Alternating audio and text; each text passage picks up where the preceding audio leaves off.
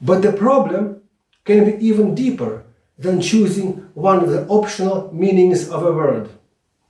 We are now going to read a most curious place in the Bible. It's on the list of clean and unclean animals. Leviticus 11, verses 13 through 19. And these you shall regard as an abomination among the birds. They shall not be eaten. They are an abomination. The eagle, the vulture, the buzzard, the kite, and the falcon after its kind, every raven after its kind, the ostrich, the short-eared owl, the seagull, and the hawk after its kind, the little owl, the fisher owl, and the screech owl, the white owl. Can you tell between a short-eared owl, a little owl, a fisher owl, and a screech owl? I can't, but there must be a difference if they are included as separate items. The jackdaw and the carrion vulture, the stork, the heron after its kind, the hoopoe and the bat. The bat? How come? The bat has found itself on a list of birds. It turns out that a bird in their understanding isn't always a bird in our understanding. They saw it this way: it can fly, fine, that's a bird. Or to be more precise, they had a special word derived from the root meaning to fly, off. There is tzipor, that's a bird as we know them, and there is off, that's, if we can put it that way, a flyer. That would be a more correct word to use here, but the translators opted for birds. But the piquancy of the situation is that all this list doesn't say a lot to the Jews. Once I came across a question on an online forum. I wish I had written down where exactly and made a screenshot, but I didn't. The question was if it was allowed to eat a forest bird, which is not included in this inventory here. A rabbi's answer was something like this: we don't know for sure what birds were meant. That's why when deciding what is kosher and what isn't, we consider kosher those creatures that we know for sure aren't on the list and abstain from all the others. That means they merely don't understand what birds were called unclean.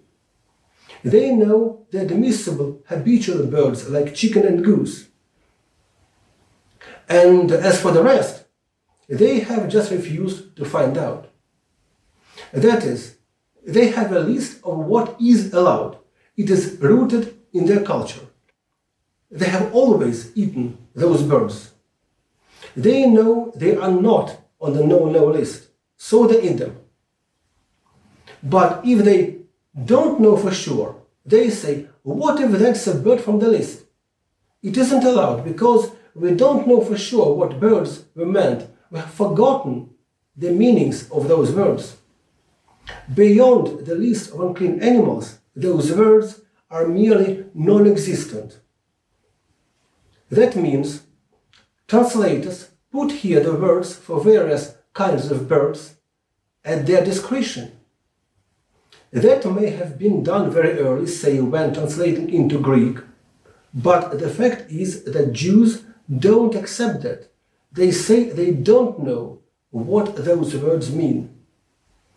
It isn't by chance that starting with the screech owl, the English translation of this list diverges, for example, from the Russian one. In place of the white owl, Russians find here a swan. In place of the jackdaw, they have the pelican. In place of the stork, the heron. And in place of the heron, a kind of wader. I wonder if you know what that is. We read on and find a similar list of insects. Apart from the locust, we see there crickets and grasshoppers, but In reality, those are various kinds of locusts. As we don't see all those locusts in English-speaking areas, the English language merely doesn't have words for those insects.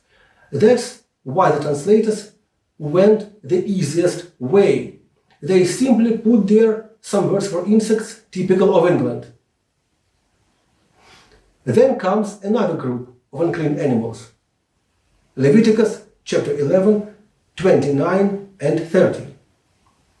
These also shall be unclean to you among the creeping things that creep on the earth, the mole, the mouse, and the large lizard after its kind, the gecko, the monitor lizard, the sand reptile, the sand lizard, and the chameleon. We won't go into details about what is meant by the large lizard or sand reptile. The most striking here aren't those, but the creature named the gecko in New King James. The thing is that Brown Driver Briggs lexicon is sure that it is a ferret or a shrew mouse. By the way, it is the same with the precious and semi-precious stones in the high priest's breastpiece. It isn't known exactly what gems they were. Some of those don't raise any doubts. In place of some others, various translators put words for different stones, while the dictionary marks such items as possibly or probably. Some entries in the Hebrew lexicon look, to put it mildly, strange. Here is a fragment from Brown Driver Briggs lexicon with one of such words. The word sounds as avrech and is used in the Bible only once, in Genesis 41:43. The words of interest are underlined in red. No one really knows what that word meant. Its meaning is restored merely by context. Beyond Genesis 41:43, we don't see that word anywhere, and there is no way to check the correctness of the conjecture. We end up with the following NIV translation. He had him ride in a chariot as his second in command, and people shouted before him, "Make way."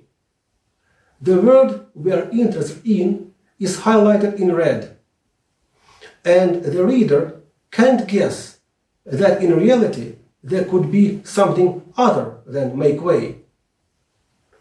Why, they could shout "bow down" or "rejoice" or "attention." Those are other possible conjectures about the meaning that are listed in the lexicon entry we have just seen. But there are some words where the context isn't so unambiguous, and then translators are perplexed. In our talks, we'll come across at least one such case, and in a scripture that a very far-reaching hypothesis is based on. With such a level of language awareness, even among experts, we have to make big reservations concerning correctness of textual translations. The general sense is always clear, but when we get down to details, to the meaning of each word, we can face very big problems, either because the word could be translated in multiple ways, or because we don't know what that word really meant, or because that word could be used in an indirect, figurative meaning, and we can't grasp that. All of that is on each page of the Bible, indeed. That's the reality that is just to be admitted.